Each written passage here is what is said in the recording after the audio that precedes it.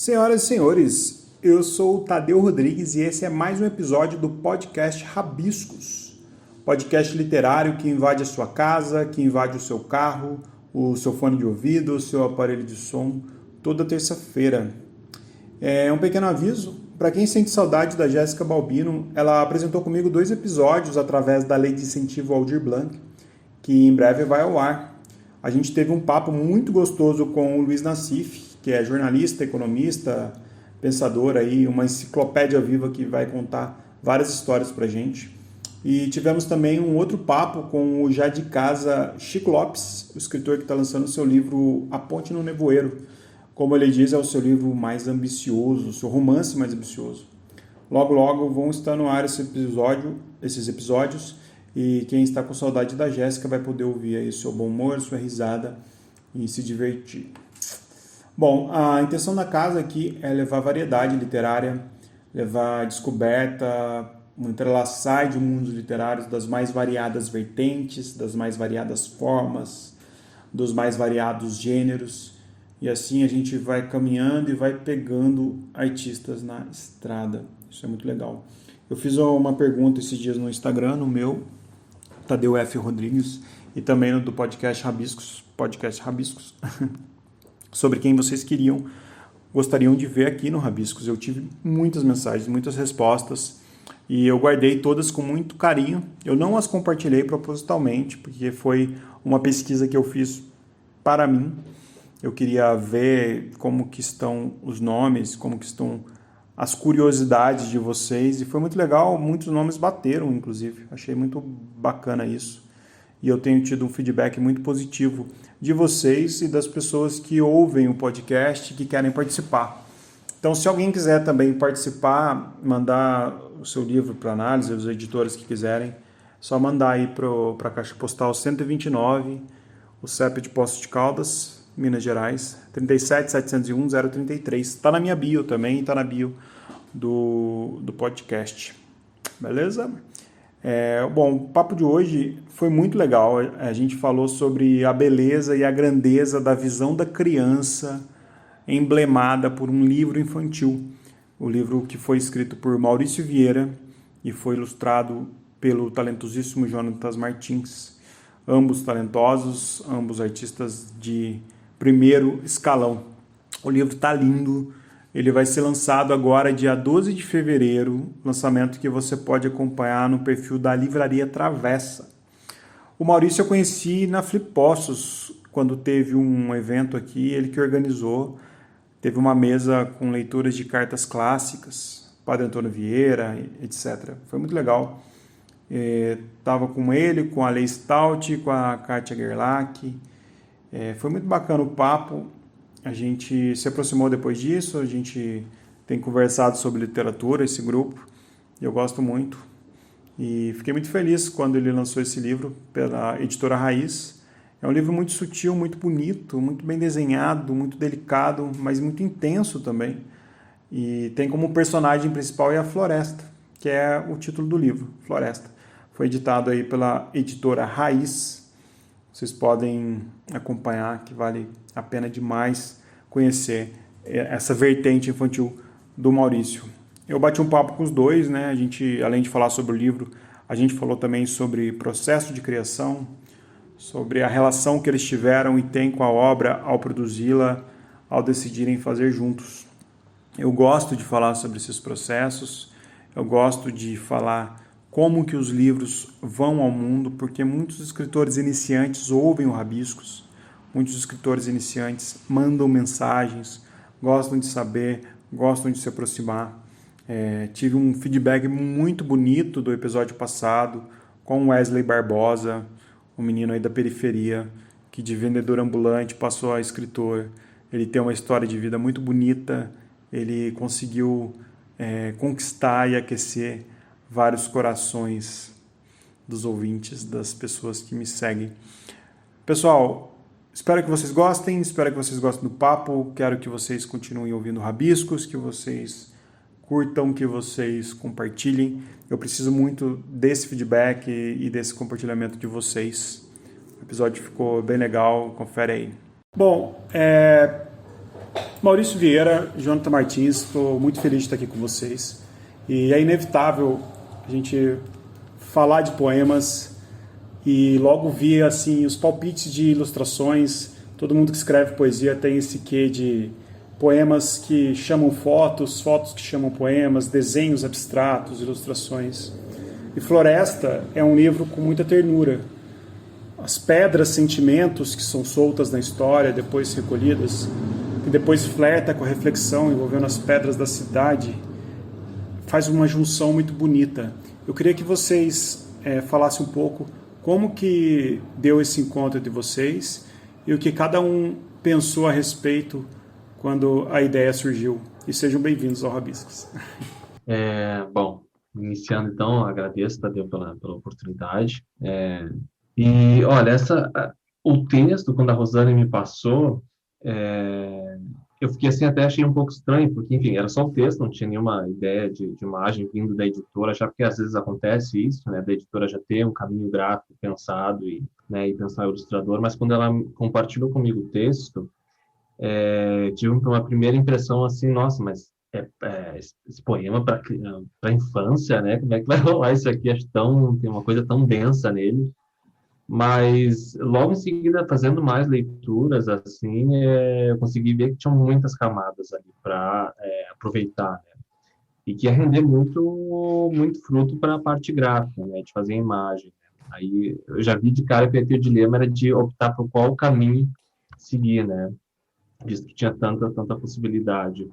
E deu super certo, assim, a gente foi trocando ideia durante todo o processo, eu com a Rosane e com o Maurício, e a gente foi alinhando, assim, as imagens que foram ficando mais interessantes, que tinham uma continuidade, que tinha um fio condutor ali que funcionasse bem com o poema também, né? E, enfim, a gente foi pensando nos conceitos, assim, e foi alinhavando tudo isso. Vocês já se conheciam ou não? Não, não. Foi só pro livro mesmo e já foi de cara. Rosane que foi o elo aí de ligação. Ela estava em Portugal, conheceu o Maurício e trouxe o texto para mim e a gente se estabeleceu. É engraçado que eu tive uma sensação muito parecida, porque o Maurício também me mandou o poema, só ele, né? Antes de mandar o livro, eu vi só o poema também. Eu tive essa mesma sensação que você. Eu falei, nossa, como que eles vão tirar aqui uma história infantil? Como que foi, Maurício, a composição do poema e esse encontro aí? A história é bem interessante, porque o poema, eu já não me recordo quando eu escrevi, eu acho que já há 2 anos ou mais, e ele tinha uma forma um pouco diferente. Foi. Eu até cheguei a enviá-lo a algumas pessoas, como é o meu costume fazer, e só depois que a Lúcia Bettencourt leu o poema, ela sugeriu que esse poema daria um livro infantil. Ela enxergou algo que eu não havia enxergado. E ela me colocou em contato com uma outra pessoa. Só que essa pessoa, ela acho que não estava num momento certo para trabalhar esse poema como um livro infantil. E eu já tinha falado com a Rosane acerca de um outro livro, um romance. E calhou que o romance também não estava no momento certo, nem para mim, nem para ela. Não rolou romance entre nós. E... Mas a gente se reencontrou em Portugal, no Folio, e conversamos. E depois eu voltei para Lisboa numa outra ocasião e falei para ela: que tal se a gente trabalhasse este poema como um livro infantil? A gente se encontrou na Ler Devagar, na LX Factory, um lugar sensacional para você realmente ler devagar e degustar os livros. Quem tiver por lá, recomendo. Agora não, né? Mas Agora melhor não. eventualmente. Vou dar uma evitada. Mas e aí a gente sentou lá e olhou um monte de livro e ficou com muitas ideias. E quando ela apresentou o Jonatas, e ele já apresentou algumas ideias, eu já gostei de cara. Mas aquilo foi mudando e foi ficando inusitado. foi ficando intrépido, ousado, foram surgindo várias maneiras de olhar para aquilo. Eu fiquei realmente fascinado pelo trabalho dele, como foi sendo desenvolvido. Não sei se as respostas estão muito longas. Não, é isso mesmo, tranquilo. Eu acho que é um grande bate-papo. Eu estava falando isso com o Jonatas antes, justamente. Eu acho que a assinatura dele enquanto ilustrador é muito bonita, porque ao mesmo tempo que as ilustrações elas soam sombrias em alguns tempos, misteriosas em alguns outros pontos, elas soam também muito terna, com muita ternura. Assim. Eu acho que depois que passa esse susto inicial de que se o poema vai ter ou não uma ligação infantil, né? Acredito que hoje a gente consegue falar muito do encontro das temáticas infantis com os adultos, né? Tanto que os filmes, desenhos animados estão fazendo muito sucesso, as ilustrações estão ganhando um grande espaço entre os adultos, porque os adultos também estão passando a se reconectar com o mundo, a se reconectar com as suas infâncias, com as suas purezas, né? Nesse mundo tão acelerado. Eu acho que depois que passa esse estranhamento, tudo fica mais sentido, né? E vocês trabalham com um tema muito interessante, que é a floresta, né? Em tempos tão urbanos, divagar sobre a floresta e toda a sua forma de vida é um ato poético também, tecnicamente maduro. Os desenhos sempre levam esse lugar menos tecnológico, menos apressado, que seduz todo mundo, né? Como que foi a escolha disso, Maurício? Quando você falou, tenho esse poema, você não tinha muita noção de como que seria esse encontro com o Jonatas, e eu sei que você também tem livros, eu tenho até um livro seu que eu conheci quando a gente teve na Flipostos, né, o Manual Onírico de Jardinagem, que é lindo aquele livro.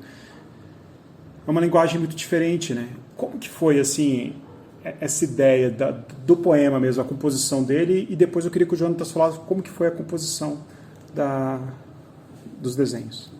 Olha, eu estou tentando reconstituir aqui como se fosse um arqueólogo, porque o poeta que escreveu, às vezes ele é apenas um passador, né, da palavra, ele não sabe de onde vem, ele é um para-raio, ele é alguém que absorve, mas tentando ser um arqueólogo daquilo que a gente examina agora, os escombros que a gente examina, eu posso dizer que é um encontro entre esse anseio por esse lugar puro, onde podemos estar, nos sentir em paz, porque as árvores não querem nada de nós, não precisam de nós e tampouco nos julgam. Eu acho que é um encontro entre esse anseio a este lugar e também maneiras de caminhar, explorar nossas próprias emoções, sobretudo essas emoções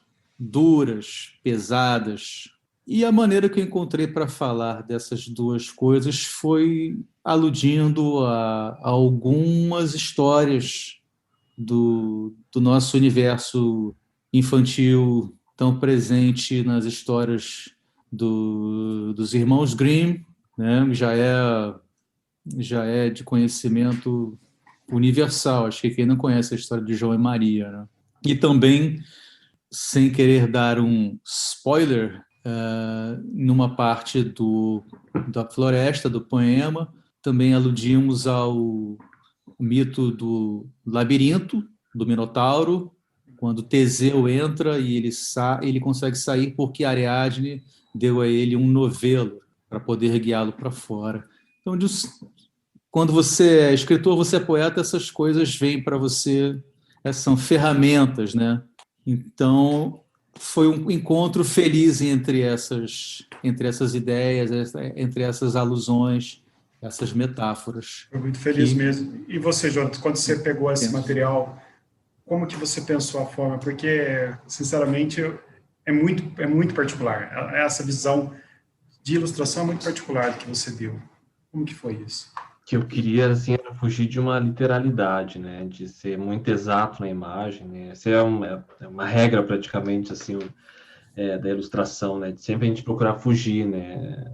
De representar, ser redundante na imagem com o que já está no texto, né? É claro que tem coisas que não tem muito como fugir, mas uma coisa que você falou ali antes, né, dessa coisa da infância, né, isso é uma coisa que, apesar de ter esse estranhamento no começo, de olhar o poema e pensar como vai funcionar isso para o público infantil, mas tem essa coisa muito da infância que está dentro da gente e vai com a gente até o fim, né? Então, essa infância, né, a gente fica muitas vezes taxando o livro infantil, e às vezes acaba até infantilizando uma coisa que não tem porquê, né?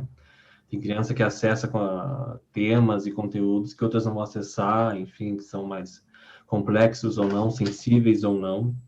E na imagem, quando eu comecei a ler o texto e começar a pensar a parte gráfica, eu queria fugir dessa repetição e ter uma certa sensibilidade, já que o texto ele já tem uma coisa mais densa, né? Fala tem os temas mais sensíveis ali, mas também não queria facilitar a vida e fazer uma ilustração bobinha porque eu estou pensando no público infantil, enfim, na infância, então tem que ser assim. Não, é uma coisa bem feita e que tivesse bastante metáforas paralelas, né, na imagem, né? Então você vai ver ali no decorrer do livro que tem imagens que, né, tem o texto do Maurício e a imagem eu pensei numa metáfora que também fosse condizente com aquilo, que tivesse a mesma ideia, a mesma proporção, mas que fosse representada de outra maneira, né, para fazer um paralelo junto com esse texto. Você tem quando a gente escreve, acho que é natural, né? O Maurício, que é escritor também, a gente sempre pensa na gente enquanto criador, enquanto produtor de arte, de conteúdo, e a pessoa que gosta da nossa história é porque ela se identificou, de certa forma, com o que a gente colocou no papel, né? Eu acredito que a maioria dos escritores façam isso, com exceções, né? Tem pessoas que visam, de fato, escrever para as outras pessoas. Como que é essa relação com as crianças, você acha? Como que eu, particularmente, eu sou completamente perdido. Eu acho que eu não conseguiria escrever uma história para criança, porque eu não sei onde colocar as mãos mesmo, sabe? Como que vocês acham, assim, que vocês chegam nessas crianças? Vocês acham que as aspirações que vocês tiveram ao compor, elas vão ficar até onde no limite de discernimento das crianças? Como que é isso? Assim, eu fiquei muito curioso quando eu li esse livro. Bom, o que eu pensei ali para a imagem, de como acessar esse público, né? Três coisas, na verdade duas principais, né? Que seriam as cores mais saturadas, mais vivas, cores mais quentes, e ter essa mistura de não ser muito um desenho, um traço, não seria infantilizado o termo, mas que tivesse um mix de realismo, tanto que você vê que tem imagens que parecem assim um desenho super, né, voltado para o realismo, e já tem outros elementos ali que são mais animados, digamos assim, né? Foge dessa realidade, né? Então eu tentei nessa sutileza e misturar essas nuances de muito realismo e textura super igual, como se fosse tentando buscar quase uma foto ali, uma reprodução, e ao mesmo tempo uma cor e um traço mais diferente, que fosse mais lúdico e que captasse um pouco mais a infância ali nesse traço, né? O Maurício teve uma experiência agora recente com Conto em Casa também, da Editora Raiz, não foi, Maurício? Que você também participou, né? São essas experiências sua com as crianças, ou você já vem de uma escola assim de criação infantil? Não. Foi muito por acaso e em decorrer do confinamento, porque um amigo de faculdade que eu reencontrei e que vive agora em Lisboa me colocou em contato com o diretor do Centro Cultural de Cabo Verde, o Ricardo, que estava pedindo que as pessoas lessem, fizessem histórias para as crianças, né, para o confinamento, que depois acho que livros seriam doados e as crianças ouviriam essas histórias. Então eu não tinha nenhum livro e eu resolvi criar uma historinha. Eu criei uma historinha da Chapeuzinho Vermelho no confinamento, que a avó está doente, mas não pode recebê-la, então ela manda um entregador, tipo um desses Uber Eats, né, tipo Deliveroo. Só que o Deliveroo é o lobo. E aí o lobo, quando a vovó abre a porta, ela espirra sem querer em cima do lobo e o lobo sai correndo. Ela muito boa a história, muito boa. E aí eu li com a minha filha no colo, e aí, de repente, eu estava conversando com a Rosane, acho que no WhatsApp, ela, tá surgindo esse livro aqui, não tinha título ainda na época, vamos fazer histórias, poemas, contos, o que seja, relatos voltados para o viver do confinamento no mundo das crianças, pelas crianças. E na hora me veio uma coisa assim, na hora eu escrevi A Borboleta. Aí saiu realmente, recebi. A borboleta passou aqui. Você nunca tinha tido essa experiência de escrever para criança? Nunca? Primeira vez? Não tinha. O que você acha que mudou do Maurício antes e do Maurício depois das... Então, eu tento também, como já disse o Jonatas, tento não infantilizar, apesar dessa palavra às vezes ser mal empregada. Por que é tão mal, às vezes, quando você é uma pessoa muito infantil? Às vezes tem essa conotação negativa, infantil. Eu, quando tinha lá os meus 8, 9 anos, na escola, falava, você é muito infantil. Aí eu ficava triste, sabe? Você tem uma filha, você falou que você tem uma filha, né? Você falou. Tem uma filha e tem um filho. Tem quantos anos eles? Ele tem 7 e ela tem 6. Eles foram os cobaias, não? Eles ouviram A Borboleta, ouviram, obviamente, a Chapeuzinho do Confinamento e também Floresta, que eu não tinha escrito. Eu tinha escrito muito antes do confinamento. Já tinha vindo antes, né? Você tem filho também, Jonatas? Não tem. Os meus amigos, eu também não tenho filho ainda, e os meus amigos que têm filhos, o Maurício mora na França, o Jonatas está em Porto Alegre, né? O mundo está vivendo um momento muito semelhante, qualquer lugar que a gente vá, né? E as pessoas que têm crianças em casa estão sentindo de um jeito diferente, né? Porque está tendo que assumir algumas posturas de reclusão que até então não tinha antes. As crianças, ou elas estão mais tecnológicas, né? Porque os pais estão sendo mais permissivos com tablets, com celulares, com joguinhos, até mesmo para o pai conseguir, para a mãe conseguir fazer alguma coisa, ter um descanso. E vocês vêm também numa contramaré, né? Porque a gente tem esse boom de serviços de streaming, de desenhos infinitos, de jogos. Como que é a relação para vocês disso, assim? Como que vocês conseguem enxergar hoje que vocês estão falando com o público infantil? Como que chega isso nas crianças confinadas, vamos dizer assim? É um desafio, é uma preocupação de vocês isso? É importante elas não se alienarem, não é verdade? É importante que elas tenham um pé no real, no que está acontecendo ao redor delas, não se perderem nesses agradáveis paraísos artificiais que são as telinhas, os aplicativos. Se você deixar, eles ficam. Tudo aquilo ali é construído para você ficar. Criança e adulto, é um perigo para todos. É extremamente viciante. Outro dia eu estava vendo um documentário aqui sobre crianças na China que ficam viciadas nisso, e lá as medidas são mais draconianas, né? São drásticas. Eles mandam crianças para campos de desapego, eles chamam. A criança fica lá um ano, aí acorda cedo, coloca farda, vai trabalhar, lava roupa, não tem tela nenhuma. Aí a mãe vai de vez em quando visitar, é duro. Crianças mesmo? Crianças. Mostra lá um garoto, acho que tinha 10, 11 anos. Pesado. Tá? Na sua casa, como é que tá? Seus filhos estão ficando, vocês estão... Igualzinho, coloca farda. Não, mentira. Tira as telas. Não, coloca o limite de tempo, e para ganhar mais tempo tem que ler livro, tem que ler coisas que eles gostam. Eu acho que está todo mundo meio reaprendendo a conviver e a viver, né, de certa forma.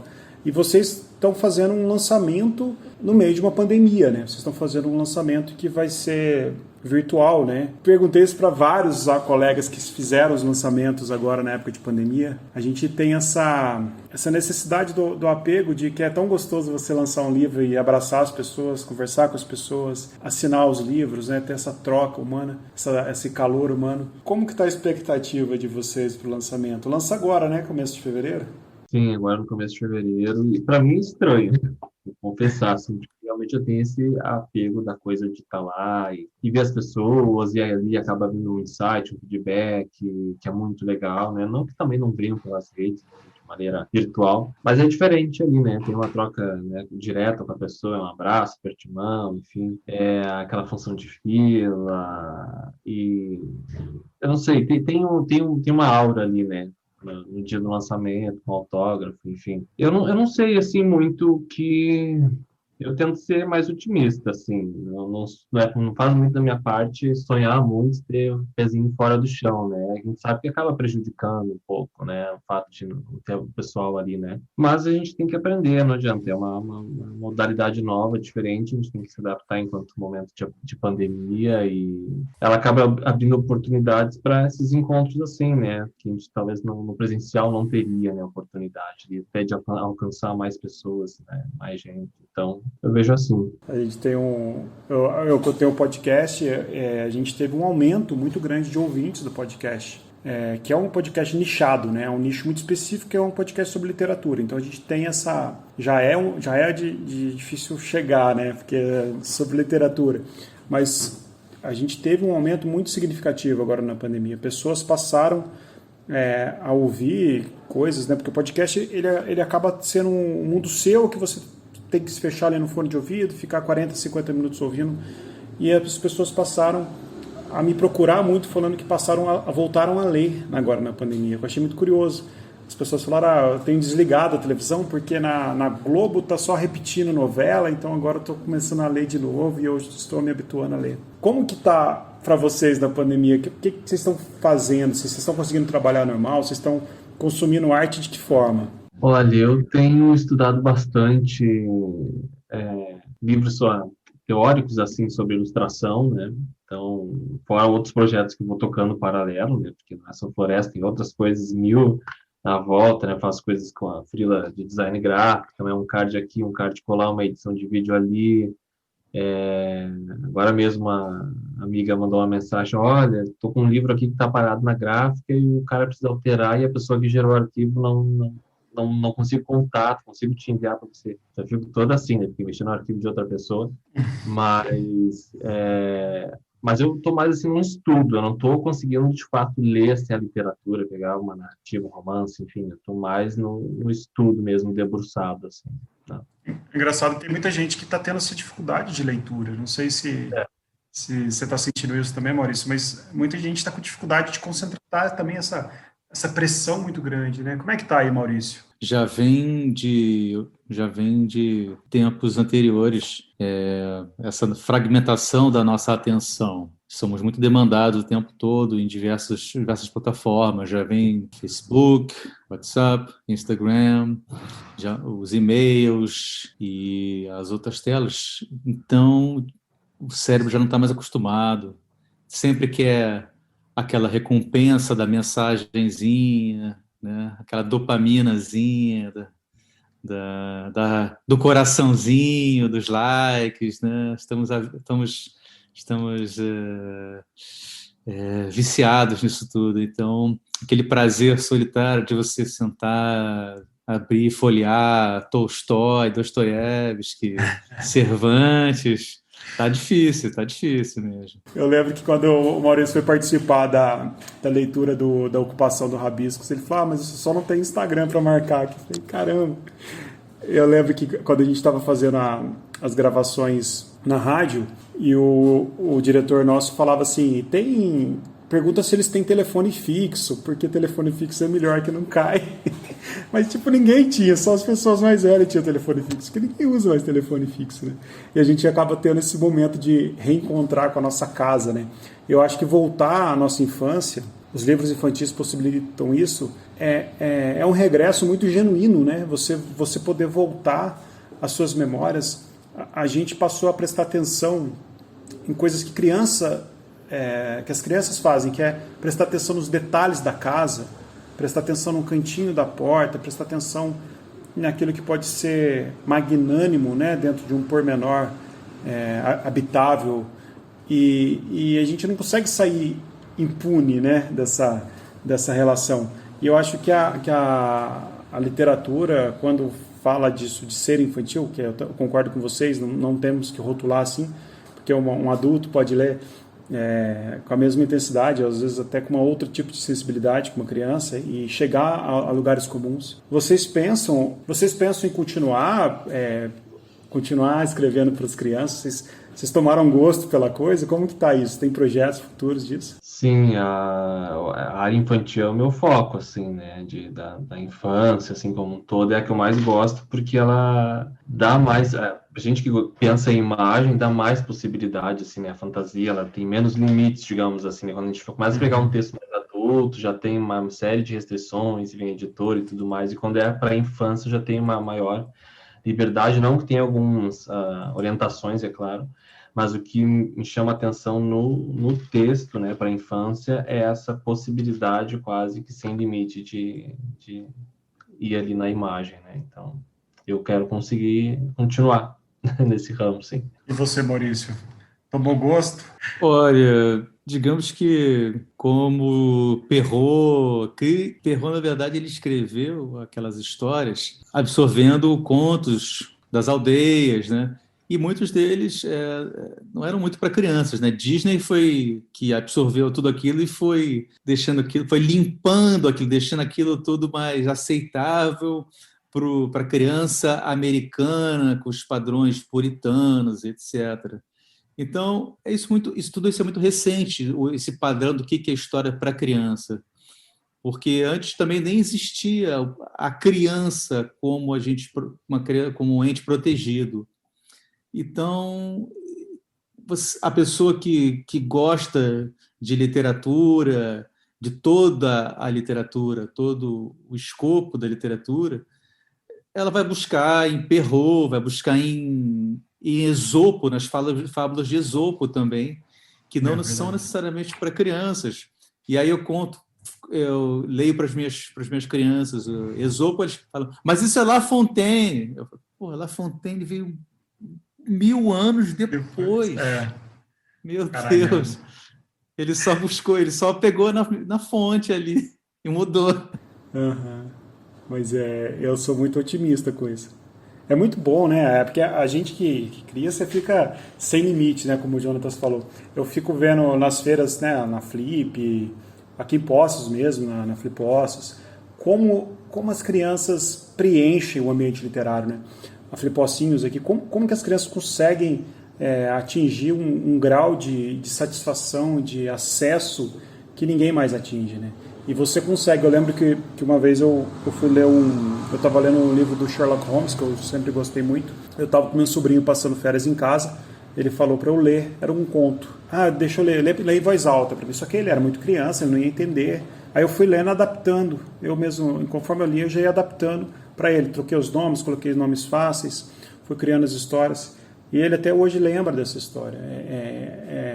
É mágico, é engraçado, assim, você consegue desprender uma coisinha assim e transformar num mundo muito grande. Para a gente que produz arte é fantástico, né?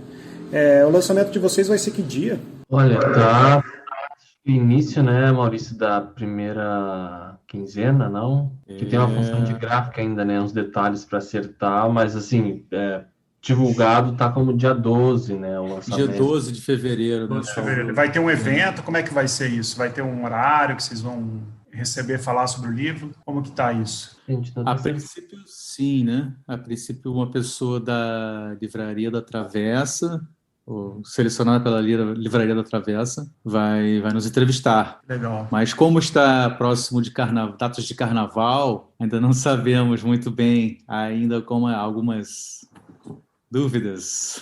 Mas legal, vamos divulgar, porque a gente consegue falar com todos os públicos aqui no Rabiscos, que a gente chega em todos os escritores, todos os autores que estão produzindo, que estão chegando, e a gente tem feito muitas festas virtuais aqui, e essas trocas que têm acontecido, elas têm acontecido de um jeito muito bonito também. A gente está partindo para o final do nosso papo, e a gente tem um quadro aqui chamado Na Sua Estante, onde eu ouço de vocês um pouco das referências de vocês, o que vocês gostam de ler, o que vocês podem indicar de leitura, o que vocês estão lendo no momento. E eu acho que saber as referências é muito importante para a gente entender um pouco os escritores também. Eu queria saber de vocês, se quiser começar pelo Jonatas, falando um pouco das suas referências, quem são as pessoas que você lê e as pessoas que você indica. Eu tô nesse momento de bastante estudo, né? Mas esses dias, agora ele não tá aqui por cima, senão eu ia pegar aqui, mas é um texto ilustrado do Bartolomeu, lindíssimo, assim, que eu nunca tinha reparado. Claro, me chamou a atenção pela ilustração, mas se chama O Tempo do Voo. Agora, se não me recordo qual a editora que publicou, agora eu não me lembro, acho que é Global, talvez. E lindíssimo, assim, um livro que eu recomendo para todo mundo, tem que ter, porque é um texto maravilhoso. Bom, Bartolomeu, né?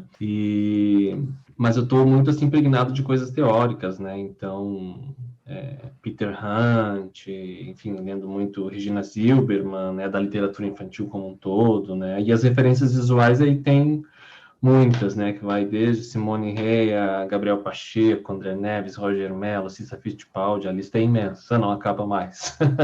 É uma turma boa. E você, Maurício? Olha, eu, como tenho respondido, participado de alguns eventos em entrevistas, né, a respeito do livro. Tenho feito muita pesquisa que me levou a muitos poetas clássicos, como Virgílio, com suas bucólicas, com suas geórgicas, e Horácio, que tem o conto do Rato da Cidade, o Rato do Campo, que depois foi utilizado por Jonathan Swift, Alexander Pope. Isso também me levou a leituras de Nietzsche, que fala muito que caminhamos dentro de nós mesmos, que mais ou menos formamos o jardim à nossa própria imagem. Isso me fez lembrar de Ovídio, que diz que bem viveu quem viveu escondido, que é uma frase profundamente epicurista. Epicuro, afinal, chamava sua escola de filosofia de O Jardim. Então, me trouxe para Shakespeare, por uma peça que eu gosto muito, que chama As You Like It, no qual o Duke Senior ele faz um discurso maravilhoso, se você me permitir aqui. Claro. Now, my co-mates and brothers in exile, had not old custom made this life more sweet than that of painted pomp? Are not these woods more free from peril than the envious court? Here we feel but the penalty of Adam, the season's difference, as the icy fang and churlish chiding of the winter's wind, which, when it bites and blows upon my body, even till I shrink with cold, I smile and say, "'Tis no flattery, these are counselors that feelingly persuade me what I am. Sweet are the uses of adversity, which, like the toad, wears yet it presses dew upon his head. And this our life, exempt from public haunt, finds tongues in trees, books in the running brooks, sermons in stones, and good in everything."